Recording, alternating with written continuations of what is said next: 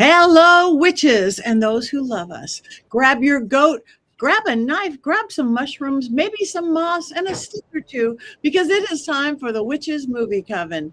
Yes, witches, real witches, talking about witches, real witches in movies. Yes, yes, yes. So I am Patty Negri. I am one of your hosts. You might know me from The Witching Hour, from television, from YouTube, from my books, Old World Magic for the Modern World, or Dollcraft, or my school, University Magicus, or my streaming network, Paraflix, or more likely from bathroom walls across America. But I am happy to be here with you, and I'm happy that you guys came. So keep that chat room going. So now let me introduce you to my co-host, starting with handsome Richard Lale. Thank you. I am Richard Lale. Richard Lale is one name. It is not two names. If I were just Richard, I'd be a... That's right. You can see right there. One name, Richard Lale. I am known as the Gentleman Psychic. I'm a psychic medium. Used to be a psychic small, but I gained some weight. But I'm working on it. See, I added that. I am known also from Ghost Adventures and University of Magicus. I am also known from a few other things. But I am here with you. This is my favorite part of the week. Oh, by the way, if you want to sleep with me, you can certainly sleep with me. You'll go right over here to Mystery Control, and you can get a pillow with my face on it. You can, at some point, hopefully, get into Patty's panties. You can get our books. You can get quotes by Heather, quotes by Courtney, books by Heather, 10 books by Jason Mankey. You can get all of those things. You can get all of the merch right down there. Also, keep those comments coming. It helps us to continue to give great entertainment for viewers. Thank you so much. And now the mother of dragons herself, Courtney Buckley. That's me, Courtney Buckley, Ghostbait on Scared and Alone. And don't worry, for anyone in the chat who might be wondering where Jason is, he's right here. Hi, Jason. I did not bring any reptiles with me today. I thought one of the snakes would be fitting, but they all ate today and cannot be handled after that. So just me, flying solo. Okay, thank you very much. Now, as you can see, Jason is not here. He is in Courtney's jar. He is busy in Courtney's jar. And beautiful Heather is traveling the world, literally on the other side of the planet somewhere. But never lost. We have two of our favorite regular guests. Well, actually, one of them isn't. Tabitha Meadows, you know she is here every week and running our beautiful chat room. Let's move it over to you, Tabitha. Hi, I am Tabitha Meadows. I am a psychic and medium and known as the music medium now. I have finally named myself. I'm so happy to be back here with you guys on film instead of in comments, but I do love comments, don't get me wrong. And I'm excited to be here on a day of a new moon and also the eclipse. Wow, what a crazy day. Thank you for having me back. Always. Thank you so much. And last and never, you're getting to know her very well, the wonderful Scarlett Amaris. Thank you. I'm Scarlett Amaris. I'm a screen and television writer. I'm also a novelist and have directed music videos and also a practicing witch, and I'm thrilled to be here. I love talking about movies and witchcraft, and this movie is going to be a lot of fun. I can't wait. Thank you. Yes. And speaking of this week's movie, it is Mother of Flies. It's a new film out this past year. Mother of Flies. I hope you all watched it. We did. So again, keep the chat room going. So now, Richard Lale, we don't have all of Heather's stuff, but we're going to do the best we can without Heather and Jason. All 5 of us together might make up for a portion of them. But Richard Lale, you might have our beautiful synopsis. The green is here. Surprise, surprise. Hey, everyone. Hi. I'm coming to you live from Osaka, where we got a few minutes before our train is leaving for Kyoto. So I figured I'd pop in and say hello to everybody. Yay! Hi. perfect. We missed you. We just said you were on the other side of the world, and here you are. That's You conjured me. fabulous. Yeah, did. We are very we, powerful witches. I've been yeah, you guys are powerful witches. You can conjure me from all the way on the other side of the world. Yeah. So how is it? How's your trip? Oh, it's been fabulous. We've been to several cities now. We're kind of doing the tourist thing, but we got to see some wonderful things because my son lives here, so I'm getting a little taste of life living here as well as just the tourist stuff, which is most important to me. But we've gone to some historic sites. We've tasted a lot of delicious foods. We went to one of the biggest the biggest Tanabata festivals. It's lots and lots of people. It's very, very hot in August and very, very steamy, but just a wonderful place, just an absolute wonderful country. We're having the best time, and I get to share it with my son, who's sitting here lounging, planning our train trip. You can come over and say hi if you want. I'm good. He's good. Kids Um, today. I'll say hello from over here. Well, you got to come and show your face if you're going to say hello. So, but yeah, miss you guys so much, and I hope you guys. I didn't get to see this movie, but I love the folks, so I'm kind of disappointed I can't be there to share. I know all of you guys are going to have wonderful things to say. Thank you. Are we? Yeah, Are I was we? gonna say, are you? We are. Well, wonderful things to say doesn't necessarily mean good. You'll all have good, wonderful impressions and things to share, whether it's good or bad. I'll watch the program on the flip side. Wow. Real quick, I want to say Colin is in the middle of the eclipse right now. Look in the chat room. 93% coverage of the sun right now in Ireland.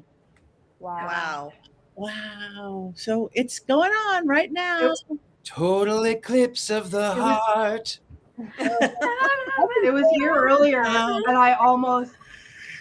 Go ahead. It was here earlier, and I tried to look for it, but it was like barely covered, and I almost got in a car accident trying to see it out the window, and I couldn't. It didn't look any different, so I was disappointed. But in addition to the planetary alignment this morning, and the eclipse today, and the new moon, it's also the peak of the Perseid meteor shower. So I haven't slept in days because the universe is on its you know what. Well, if everybody's up all night, I'm going to be on Coast to Coast tonight from midnight until 2 a.m. Pacific time, which is 3 a.m. to 5 a.m. Eastern time and everywhere. So all you night owls who can't sleep because of meteor showers, tune on George Norrie and me, Coast to Coast. Just saying. I just had to throw that in. Anyway, we're glad you're here. What a nice surprise. Heather. All right. Now you get to also have listen to Richard Lale's going to give us our fine synopsis. I certainly will. Are you ready? I don't think you're ready. The synopsis. They're creepy and they're kooky, mysterious and spooky. They're altogether ooky. They're not that Addams Family. And I know the confusion. I sense the confusion because I was confused when I think it was Scarlett who said it's the Addams Family. And I went, wait, what? I love the Addams Family. And then I was sort of not disappointed, but somewhat. Well, I was disappointed because it wasn't the Addams Family. But if I have to do those East Coast 1D Addams, I guess this is okay. Now, to the actual plot line of the film. So a young woman is diagnosed with cancer, and she obviously is afraid for her life and has decided that she wants to live. She's undergone all kinds of chemotherapy, and it is inoperable, and she has been handed the death sentence. And so she somehow has contacted this woman who lives in the Catskills, though it doesn't say that, but we know that they do. Has contacted this witch of the woods, as the case were, who will do this thing for free and will remove cancer from her body. By the by, I will say, there's no way that those two are mother and daughter in real life. They look completely different. I would never have thought that they look identical. Um, so that was the one thing that did take me out of the story. But I will tell you, they ended up by going through this 3-day trial in the woods with this recluse of a woman. And as you go along, you find that there are no bathrooms. They are eating mushrooms and moss, and they're sleeping in basically in the woods. And at some point, we start finding that the woman doesn't eat, the witch doesn't eat at all, and then she not only communes with serpents but swallows them whole, and has poisoned with oh, I can't remember the root now. I should know the root, but hemlock, poisonous hemlock has poisoned the father so that he can have time to reflect. Meanwhile, the girl has been taken out into the woods and has the ritual has begun, and we find out that the witch is in fact a dead witch. She's a dead witch from 200 years ago who had, through the power of necromancy, raised a child from the dead and was going to raise it as her own. And the villagers, the village people, who listens to them these days, the village people decided that they were going to murder, unalive this wise woman, and then the legend had it they would keep stones to hold her in her grave. And so what has happened is that this girl has had dreams and has communicated, and they had cried through the centuries so that she could have a baby. And so she does actually take that cancerous tumor out of the body, with all kinds of serpent venom and things, and then it actually becomes a full-on, I would say, homunculus. It becomes a baby, and then she can rest in her grave. At the end, they have escaped. We find that there is no house. We find that the witch has been dead for 200 years. It ends like Psycho. For a long time, the girl is staring into the camera. And I half expected her to say, "Look at that fly. I wouldn't hurt that fly. Mother wouldn't hurt a fly." I expected that, but that's not what happened. She actually ended up by, they were at the doctor's office, and the doctor was impressed that there was no scar tissue from the chemotherapy. The cancerous tumor had been removed completely. There was no sign. She was completely healthy, and they were going to do more tests. And it ends with the fact that she believed, and that was what gave them power. Mhm. Also, there's a lot of music, but it's their music, and that's also worth noting. That's it. Thank you very much. Now we don't have Heather's 5 things, but we have different things. Who said that? Tabitha, you had some. You want to start out with some things? But can I just want to interrupt because I need to go. So, because we got to catch a train, but I wanted to just interrupt really quick before at a good spot and say, love you guys. You guys are Richard Lale. That was beautiful. I completely understand the film now. I don't need to watch it, but I miss everybody. I miss everybody in the chat. I miss my coven, and follow me on Facebook and Blue Sky. I'm posting pictures, and I'll be back very soon. But have a great show tonight, guys. Bye, Heather. Bye. Okay, here we go. All right. Go. Tabitha, you said you had some things that you wanted to talk. Courtney did, and I know Scarlett does lots of things to say. So we'll just start with you, Tabitha. I actually loved this movie from the standpoint of a medium. The witch starts talking in poems and rhymes and what seems like it could be riddles for some people. But when we finally figure out that she's been dead for a couple 100 years, it starts to make all the sense in the world from a mediumistic standpoint, because oftentimes when speaking to those who've transitioned, they don't, you don't get a whole dissertation out of them. You're going to get a few words and lyrics. I get lyrics, a couple of sentences. Some people do get more than that, but that really hit home for me and made a lot of sense in this movie. That's one of the things that I liked about this was the death and mediumistic crossovers in this. Thank you. Now, I like the death, life, death, renewal, flies, decay. I actually got past the dead rats in the beginning and the deer because they brought it back up, but I got past all of that.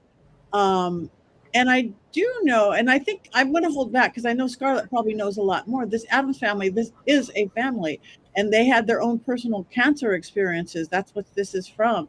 That cottage is their cottage in the Catskills. It's like, that just blew me away, all this stuff. So go, Scarlett, you're more expert, I'm sure, on all that. I actually didn't know that about the cottage, but I'm not surprised. Yeah, the Addams Family, I think this is their 8th movie, I believe. They also did Hellbender, which I think you guys did as well, which I love Hellbender. And I think that was my entry point maybe into them. Like, that's when they first came on my radar. But they were also, they have Hellbender, which is their music too, and they were doing their own music videos. And their music videos are incredibly atmospheric and beautiful. And I just love the fact that I wish it was my family. I want a mom and a dad and sisters and that make horror films and make music videos together, and write together, and they edit, they do everything. It really is like a family thing, and they've been wildly successful. And they're the loveliest people ever. When I posted about this, I tagged them and they wrote me and were so excited that we were doing this movie. And it was like, it's just fantastic to see people, that are good people making really smart, good horror. And something that I love about this, there's a couple of moments in the construction of the writing that are a little bit funny, but you cannot fault the love with which this film is crafted. Every shot is just meticulously beautiful. It is so atmospheric.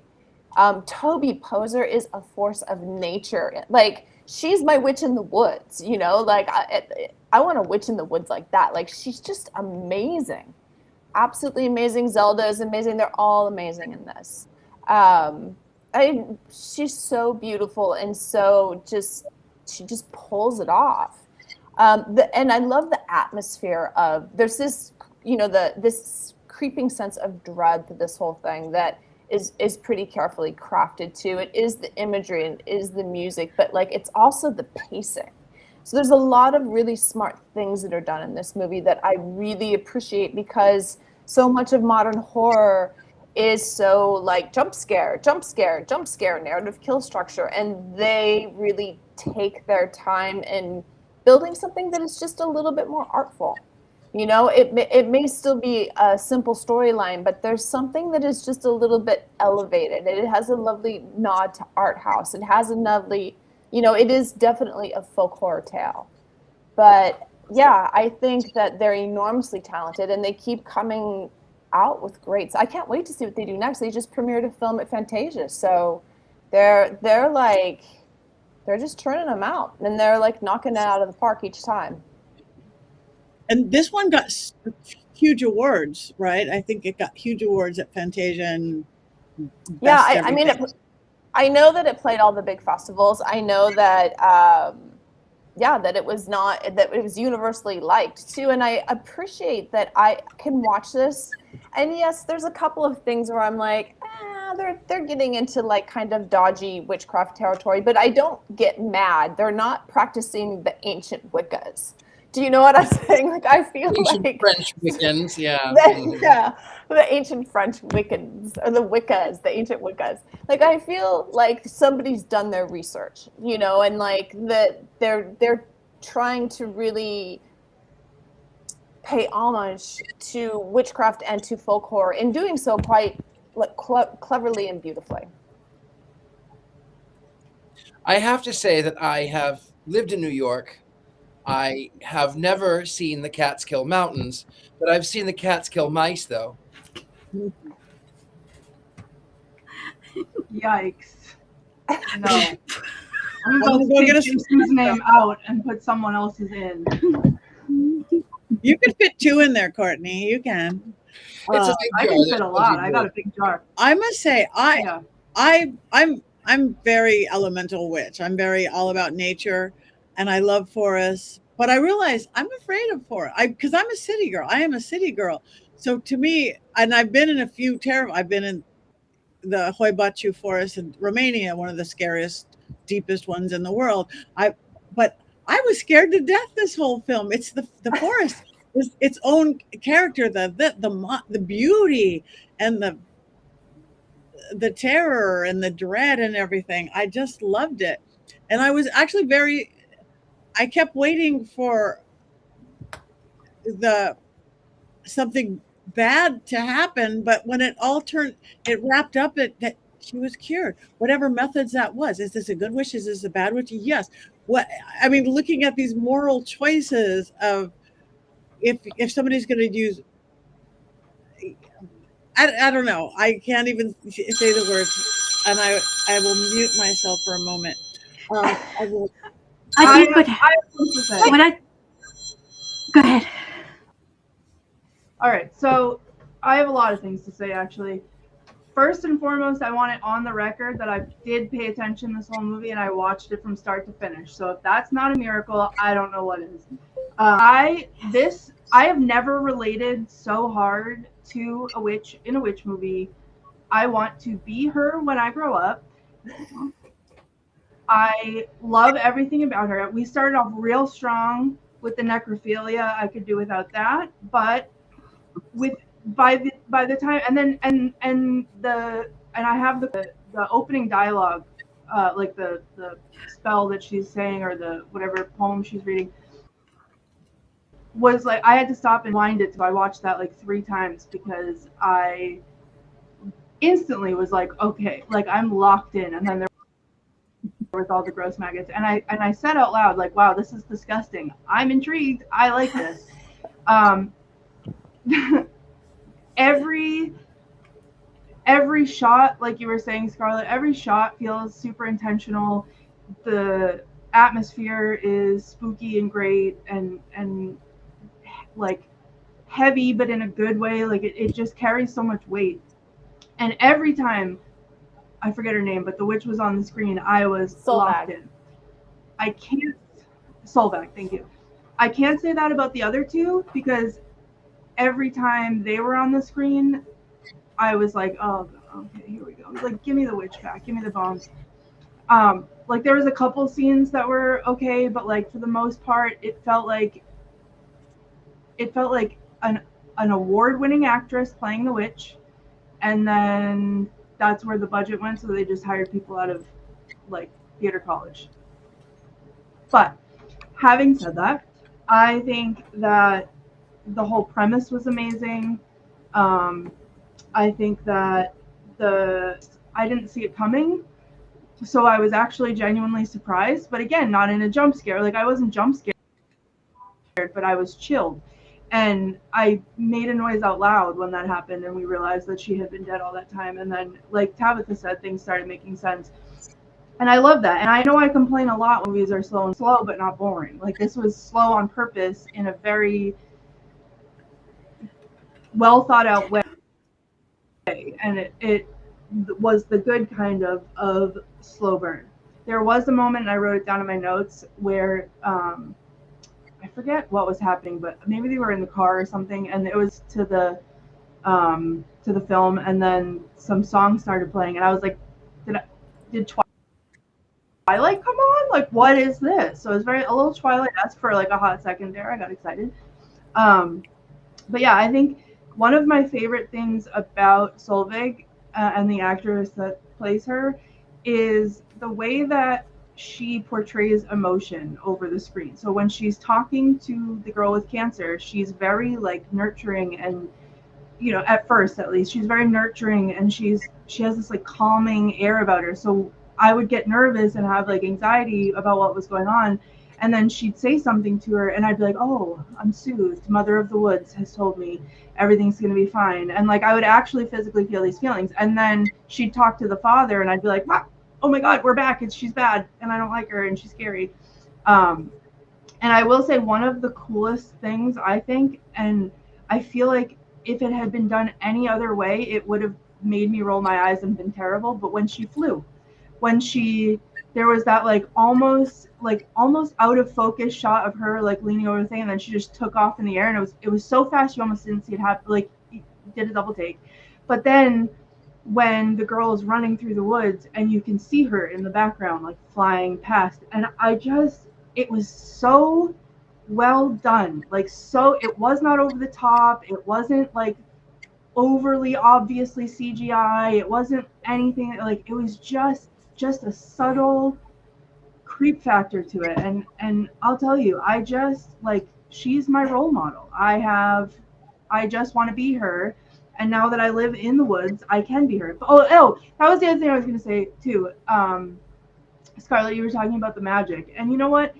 I feel like I really related to her brand of magic because I don't know what she was doing, but it felt so personal to her, and just she was doing what was coming through her, and that feels like how I practice. So I don't, I have books behind me that I want to, but I usually don't. I usually just feel what needs to be done and I do it with whatever I have laying around. So now I'm about to go out in the woods and get a pointy stick, and then I'm going to stab Jason's name with that, and we'll see what happens. Because I just call me Solveig, because that's my spiel. I loved when she's doing the first sort of prayer ritual thing around the table, and it's the sing-songy poem, and she's sort of doing these things, and the father is so confused, who is obviously a non-believer in any of it. And when she closes the prayer, he says amen, and she says, take it back, take it back, take it back, take that back. And he's like, what? Spit it out, spit it on the floor where that belongs. No idolatry at the table. I kind of laughed. As a former Christian, I laughed at that one. I laughed. Oh, Richard Lill, I have a fun story for you about that. Nathan has been visiting colleges, and he was a Catholic school, a Catholic private college reached out to him, so we went to the open house. Now we're in the auditorium. I, of course, am dressed all in black with my Black Phillip tattoo, and he kept threatening me that I do not pull your sleeve up because I will be embarrassed. And it wasn't overtly religious, which I was very worried about, until the priest went up and did a blessing for everyone. And so it's prayer. But Nathan just, I would take him to church if that's what he wanted to do, but he's never wanted to go to church. It was a prayer and says amen, and then Nathan starts clapping. So I have to reach over and go, that's a prayer. Just very deadpan. I was I put my arm in front of him like the map. But he got some other kid didn't know what to do in the audience and also followed his lead and started clapping, and we've laughed about that ever since. Nice. So, I'm at least didn't spit on it. But and there should be good claps after a good prayer or song, or a million times I've been in that kind of typical ritual. It's why don't you applaud after that beautiful solo or whatever? And beautiful, all that stuff, Courtney. I agree most of it, except that I really like the father and the daughter characters. I bought to them. I saw what a father would. I mean, you see, I can't imagine anything worse than your child being terminal and what to do, and being and wanting to go off in the woods with this weirdest woman you've ever seen. I saw what he went through, and again, that the girl, I think they were like underplayed and to a good extent and beautiful. So I bought all the characters. I think I my think problem was mostly with the dad. Like the daughter was all right, but it was like the dad just had, it was like zealous acting. Like I didn't feel, when he was giving his lines, it felt like he was reading them off of a script. I don't know. That's where I had it took me out of it, and I didn't want to be taken out of it. I wanted to live there. You I think are. that I think that Patty brought up something really interesting too, in saying that something I really enjoyed about the magic is they don't portray it as either good or bad. Like the magic is the force to be used how it is going to be used. And I think that's what rings so true about it. Yeah, she has, like she's an ambivalent character. We can't quite tell which side she's on, but she's using the power as it has to be used. And I think that that's, like we don't get caught up in the morality of it because she's just staying to the tradition of it. And I think that that's something that really works in its favor. I also, the first movie that I ever co-wrote that got made was called The Mother of Toads. It's part of Theater Bizarre. So I really wish that the Mother of Toads would play with the Mother of Flies, because I think it would be a great double bill. So I'm just putting it out there. Okay. I want to watch feature the on Mother its of way. Toads. I want to watch the Mother of Toads. That is great. Thank you for that, Scarlett. Much better spoken. My intent, much better spoken. I'm not speaking well today, so it's going to be a fun day. I feel like the father was a conduit for the daughter's healing. And from my perspective, as someone who holds space for people who are wanting to heal themselves, that's something that you often find in practices like Reiki, where what happens is you show up and you become the conduit. You can call in all of your, whatever you want to call them, your angels, your guides, your spirit teams, and they all show up. And what occurs after that is their business. You have nothing to, well, you can have something to do with it, but for the most part, it's your job to show up and just be there. So I felt like that's who he was in this movie. He was the conduit for his daughter, and he needed that. And I have a theory of how she met the witch. So she's walking towards ever so close to death. So she does what someone might do when they are about to cross and they don't necessarily want to. If you feel like you want to be here and you have more life to live, you cry out. You cry out to whoever, anyone who you believe in, someone who might help you. And the witch, she is the one that heard her cries. She's the one that showed up for her. And that happens a lot of times in mediumship too. I can be here in my house, and I can tap into another house, and I can speak to all, or the spirit that will speak to me from that house. I can speak to them. So I feel like somewhere out there in the ether, they met up and connected, and that's how it started. That's my theory. And I'm sorry. sorry. No, I was going to agree with you, but there's something I want to pin in that one. So this time I really loved how they didn't focus on the house as a sentient being so much as, like you were talking about, Patty, the elemental elements of this. Like everything was of everything. And one of the real important things that she talks about before they get into space, when she, she slides that ring on her, is not knowing. It's like it's me, it's you, and it's we. Where do I begin, and where do you end? Where do you end and I begin? And we are all one, and we are all a part of all of everything that's going on here. And so she sets her up to come walk into that space beyond liminal, because she's tipping over just a little bit more there. And she opens the door to that, and when they start walking to the woods, it also allows the father to come along. As like, I guess people in video, when you're playing a video game, you're like a first person shooter, but you can always have this healer with you as well. So he was walking along with that. What I also found cool about this is that 200 years, that's a long time for spirits will linger for a long time if they've had some sort of trauma. What I thought was really cool is every rock that they kept placing on top of her grave unknowingly kept giving her the energy that she needed, and that's they kept speaking her into existence. Every time a kid would come out there and place a rock on top of her, that's what gave her so much energy.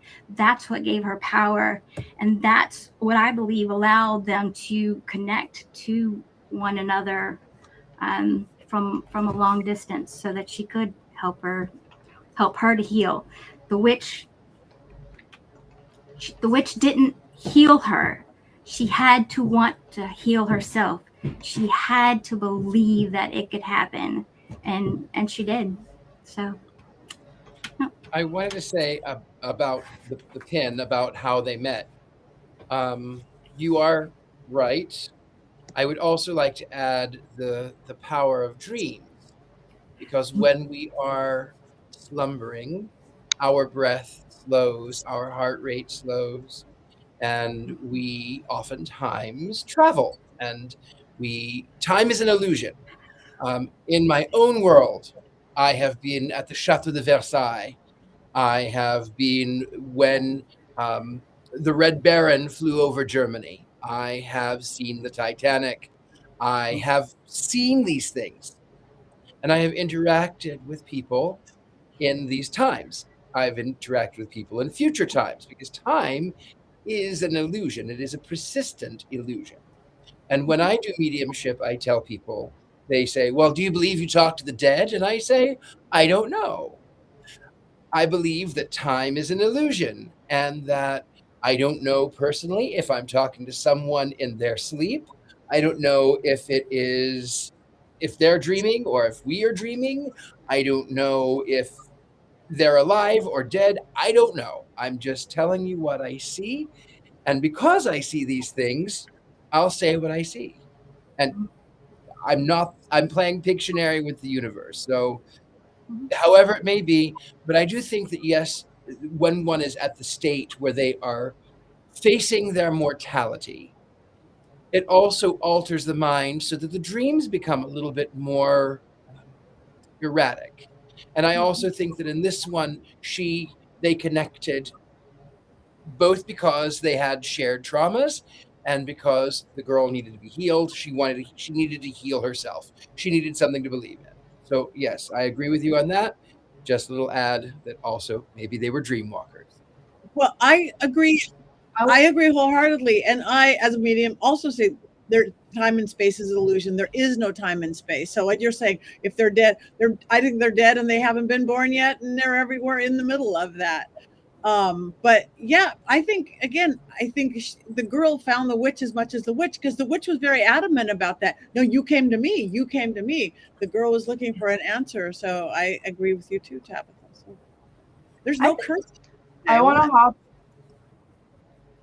hop in and say real quick that she the part of that I like the most is she kept repeating, I did what they asked. I gave them what they asked for. I gave them what they asked for. I gave them what they asked for.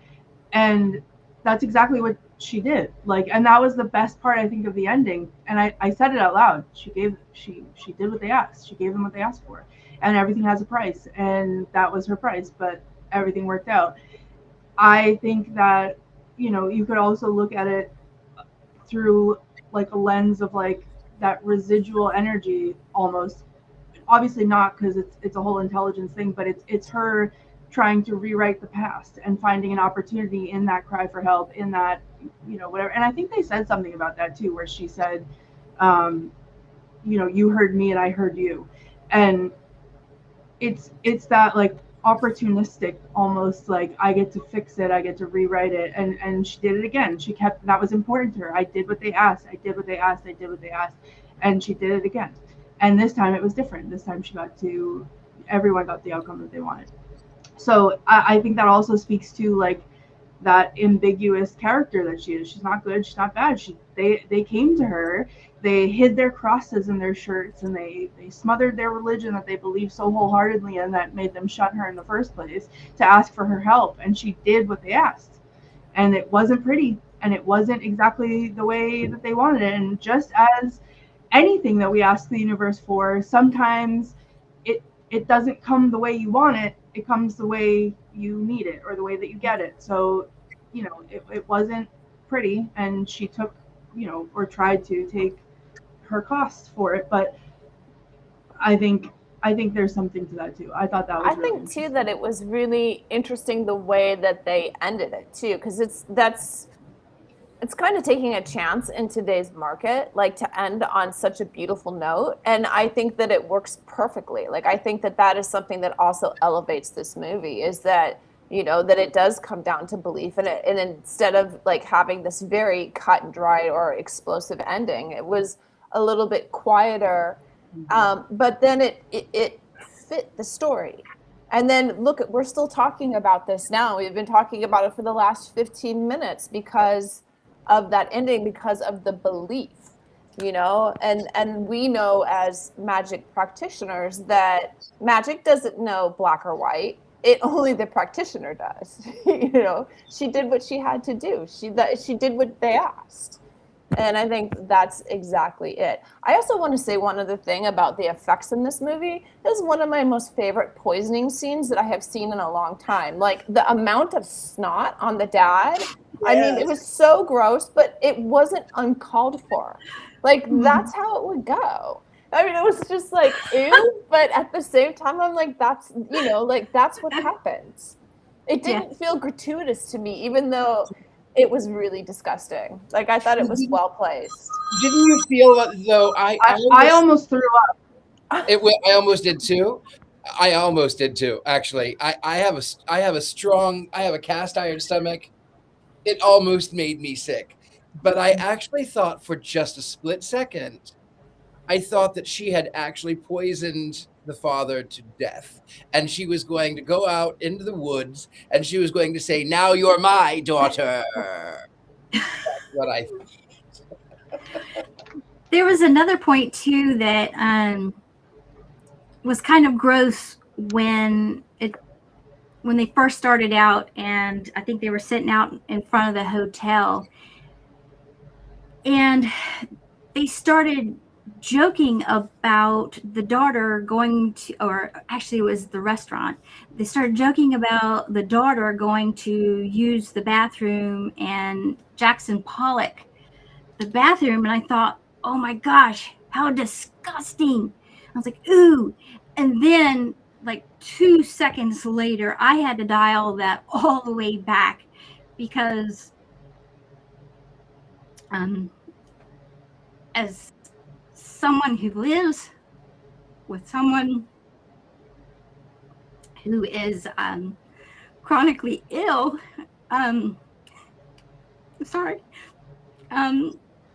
sometimes that's all you have. The pain is so much that sometimes all you have is the jokes that could get you through. And in that instance, I felt really bad, because for a couple of seconds I had lost my compassion and empathy And if you're not someone who hasn't had to go through that or loves someone who has to go through that, you don't know. And so to the average person, it was gross and disgusting that she was going to Jackson Pollock the toilet. But then to myself and my partner, someone who has Crohn's, we totally understand that. So this movie hits a lot of different perspectives from that a place, a standpoint of death. So I loved it even more. I mean, the jokes were, some of the things were really gross, but they were absolutely necessary. And again, they were from their own cancer experiences. Two of them had cancer. One had done the chemo and all that, and that's what he's going through, and one had surgery. So. Yeah. But I mean, what a beautiful thing though. Like you take these horrific life experiences and you create something out of them. Something that people talk about, something that people watch over and over again. Something that, like now we have Solvag, and Solvag is another one of the witches that I'm going to put, on the pedestal. Is I want to be that witch in the woods too. Like I kind of was for a while, but yeah, like she's up there. And I think that's Scarlett, you're welcome to come over and go frolicking with me. Okay, well, maybe we'll pick a full moon, like a really good one. Ooh. Okay. All right, cool. I just, as someone who, this is a human, and I collect medical specimens. I have dead things in jars and on the walls and everything else, because I think it's beautiful. And I feel like things like this could be somewhere that nobody's appreciating it, but I love it, and I pour that love and energy into carry that on after they've passed and what have you, because to me these things are beautiful. And I think that's my favorite part of this whole movie, is no matter how gross it was, no matter how violent it got, no matter any of that, it made death beautiful. Like she all of the words that she spoke and the way she acted about it, it made it beautiful. And I think that there is beauty in death. And not to say we should all go out and find out, but that there are certain situations where it can be beautiful. And that was the thing that I took the most out of this movie, was that it sort of validated that for me, because sometimes people think I'm weird and whatever because of what I have and how I deal with it, but I think it's beautiful. Pretty validated that my one true hero, mother of the forest, also made death beautiful. It is beautiful. I think that the way we've been taught and the way that we've been conditioned, I can only speak for what I know for myself living in the United States, is a whole lot different than some of the other cultures who treat death differently. And it is beautiful. And there's some cultures that bring out their dead from time to time, and they dress them up and they clean them up and they have conversations with them. And for us here, for whatever reason or another, it's just this whole really morbid outlook, and you have to be afraid of it. And there's not even a whole lot of help for people who are going through this process. I mean, I know that there are doulas and things of that nature, but there aren't nearly enough people to help people who are going through that process, and also their loved ones. Those people also need help through the process as well. And there are some friends of mine who've started an initiative here in Virginia to try and change that, to try to change the way that we see death and to help people out and be where people need to be, to see that it can be beautiful, and we can hold space for people, and we can love them where they are and where they need to be. And I think that's important, that we do change the way we look at it and that we feel about death. Because I'm with you, Courtney. So I love you so much. I'm with you. Death is beautiful. I just feel want to like- say, whoever made that RFK comment, that Yes, was so- hilarious. I'm so sorry funny. that I didn't mean to laugh in the middle of what you were saying, but that comment was so funny. Incredible. I'm not offended. I mean, everybody's Speaking of death, I want to go back up on the scroll. Robert had asked about, he wasn't quite sure of the ending. They dug it out and they found her with a baby. What was the ending? The ending is she got her baby back. Yeah. You know, the Baby back ribs. baby back. Release. Yeah, in the afterlife, whatever they're doing, but the baby was in her arms. That was the happy ever after on the witch's POV. That's what I took from it. was manifested. Yeah. She wanted it so much. Yeah. Some medically, there's some I can't think of the word. The growth that was inside of her body. There have been times where some of those growths have been found with teeth in them and with appendages. So it made sense to me that she could turn that mass and love it and put her energy into it, and turn that mass and form it into a child just by her manifesting it and wanting it. She wanted it that bad that she formed that baby, and I thought that was very cool. No, it does happen. That's people that ingest twins. Like they're twins and they get ingested in the womb and then they get taken out later on and it comes out as a tumor and it has teeth and whatever. But yeah, it's an ingested twin. Yeah, one of my bestest friends, and I don't even know that she's ever been pregnant, whatever that was, had this tumor and they finally took it out and it had hair and teeth. Yep. It had hair and teeth. My It's mom not had that. common. We could go Bodies are amazing. make a babe. Well, if anyone has one of those and can contain it in a jar and send, I will give you somewhere to send it, and then I will love it. And feed it to your dragons.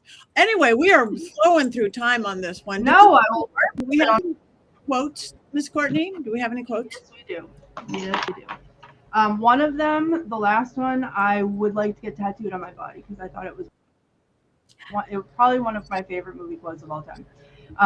But the first one is the opening bit where she said, "Life is rhythm, the heart a drum, but death knows only silence. To woo death, one must love it, lie with it for 3 days. Give your beating, bloody heart to it till death grows warm, till an ember sparks, the dead drum thumps, and the blood of life floods in." And that was one of my favorite overall little poems that she did. And then there was the dad and the daughter in the restaurant, and the waitress came up and asked, because everybody was in their business, which I thought was weird, but they said, "You here fishing, camping?" And he said, "No, we're just here for the Lyme's disease." And then she said, "Well, you're in the right neck of the woods for that." And then later on, she's like, "You here for whatever?" He said, "No, we saw a healer." She's like, "You're in the right neck of the woods for that." Okay. That is so upstate New York. Yeah. When the daughter told the dad that Solveig was doing it for free, and he said, "Holy mind blown, are you serious? Nothing is for free ever." And then they walk in the house and the daughter says, "What, are you alive?" And Solveig just like deadpan, like, "Oh my God, I love her." Just goes, "No." And then she said, "Oh, too bad." And then one of my favorite lines, "It's as beautiful dead as it was alive," which is true. And that's why I have dead things in my house. But then this last one is literally one of my all-time favorite quotes, I think, ever. I want it on a t-shirt, on a billboard, tattooed on my forehead. Is when the daughter is asking Solveig how she'll know it works, her spell works, and she said, "You'll live. You'll live. You'll grow old, and then you'll die. And all you lived and all you loved will make a home in your bones, and they'll know." And I like literally just saying that feel emotional, like I'm about to be emotional. And I just, because I've said that maybe 2 times in my life where I've driven an overwhelming sense of like deja vu, but like a calling almost. Patty, it was when we were up in for the Paracon, and I crossed the Mackinac Bridge and was in the Upper Peninsula, and as soon as we crossed in, it was, I don't know, there was something about the weather, it was atmospheric, it was very Witch of the Woods, and I literally said out loud, I said, my bones belong here, like this is where my bones belong. And it was the weirdest feeling, like I don't even get that in Salem, and I love Salem, but this is where my bones, it was like my bones remembered. It was very weird. But so that the fact that she said, you know, all that you lived, all that you loved will make a home in your bones, and they'll know, was like, and that's it. And that's the bones know. Have you ever heard the expression a hollow bone, Courtney? Becoming a hollow bone? Look it up. You're gonna like that. No, you don't have to do it now. I'm doing it now. A good thing for. I have Okay. Becoming a hollow bone. Yeah, research that. I feel, yeah. All right. Well, I love that. That is beautiful. Before time's up, we have to vote on this film. Before it's the hour of cackling. So everybody grab a wand, grab a knife, grab a shroom. What do you want? Grab anything that you can. I'm gonna grab a what now? Because I know. Like, where's everything? All right. Okay, got it. All right. Wands up, wands down. Now, all of you guys, you've been great in the chat room. Wands up, wands down. Do you know why the wand is down? I was expecting an Addams Family movie with 2 Ds. Other than that, I'll give it this. I didn't love it, but I didn't hate it. It was right here. Thank you. You almost shocked us. You were almost going in that jar, Richard Lael. Almost. Well, it's a straight up for me, and it seems straight up for 4 out of the 5, and a pretty good up for you. How about all you guys in the chat room? Wands up from Marty. Wands up. We got a lot of wands up. I don't think we've had a legitimate wands down yet. All the way up. Wands up for a movie. It teaches us blood being thicker than water. Wands up. Wands up.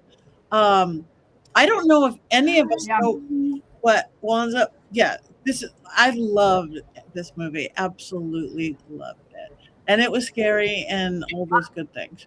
I give it wands down for the dad. Wands down for the dad. He's cute. The only time that I believed his acting was literally the last scene when the puking was gross, but the only time I believed his acting was the last scene when they told her she was cancer free and she said, "We believe," and then he looked at her and they laughed a little bit, and like that was the only genuine thing he did in the entire movie. So everything else is wands up except if he doesn't like the dad. I think he was cute. None of us know the movie we're watching next week, I don't think. Without Heather here, we fall apart. Oh no. So wait, we do. Devil's Backbone. Oh, I love this film. Cool. Devil's Backbone by Guillermo del Toro. So we will all find it and watch it. Good. Yay. And Devil's back, his neck, his and his crack. Also, if you would like to begin preparations for my birthday pick, it is all the Twilight movies. So get going. All the Twilight movies. Okay. All right. It's a vampire week. All right, you guys. Oh, real quick. Someone said, Courtney, who would you like to have been cast by the dad? Someone who could act. Probably. Wow. Wow. Oh, Courtney, we're going to put you in a jar. He's going to put you in a jar. I know. I almost told them to come watch this. You should have. They'll watch it in retrospect. Yeah.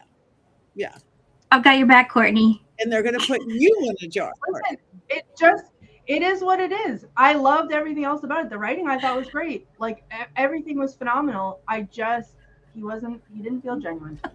All right. Again, we are at that time. Anybody have anything coming up real urgent that they want to talk about in the next week? See you all late night radio at Coast to Coast, midnight Pacific, 3 a.m.